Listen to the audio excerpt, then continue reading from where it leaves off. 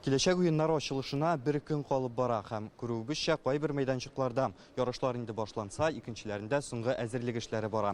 Хәзер без Башкаланың Акбарс көрәш сараенда һәм күрүебезчә мондагы сәхнә фиджитал уеннарының бар үзенчәлеген чагылдыра. Аның бер башында виртуаль уеннар өчен компьютерлар урнашса, ә инде икенче ягында чынбарлыктагы көрәш өчен махсус арена ясап куйганнар.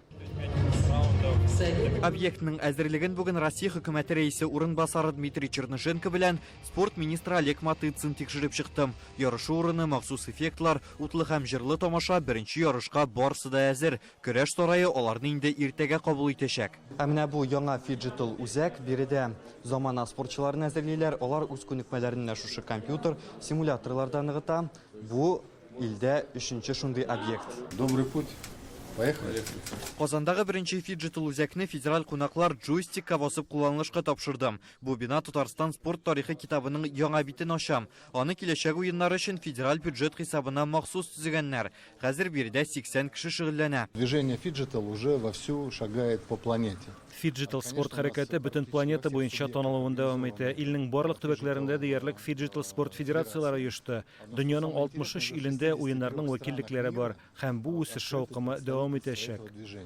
То есть это движение уже не остановим. Здесь у нас находится 20 компьютеров. Үзәк универсиада авылы янында урнашкан 3 өлештән тора. Компьютер залыннан тыш фиджитал футбол өстәмә өчен барлык бүлмәләре бар. Якында гына чын футбол, баскетбол, воркаут мәйданнарында шөгыльләнеп була. Яшьләр өчен дә, балалар өчен дә һәм инде өлкәннәр өчен дә булачак, чөнки алар арасында да бу төрләр белән шөгыльләнә торган кешеләр хәзер күбәя башлады.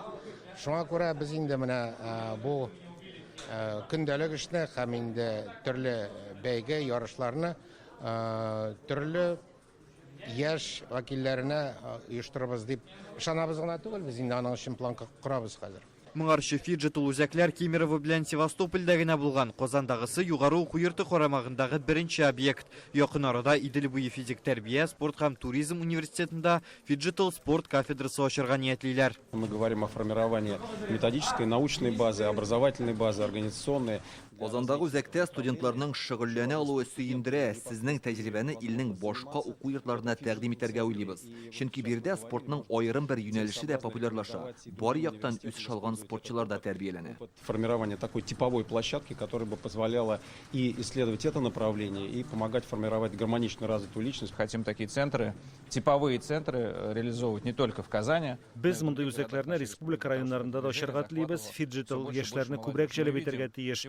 Без мондай ярышларга кызыксынуның зур булуын, киләчәк уеннарына килүчеләргә карап таңлыйбыз. Мәсәлән, кичә хоккей аренасы тамашачылар белән тулы иде.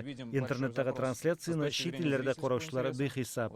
Хәзер илдә фиджитал спортны җәелдерү өчен ныклы мәгариф һәм фәнни база булдырырга җыеналар. Моның өчен Россиядә фиджитал үзәкләрнең санын 50-гә җиткерергә ниятлиләр. Быел 20-се ачылырга тиеш. Рүзәл Шарипов, Алмаз Зиятдинов, Яңа Гасыр каналы.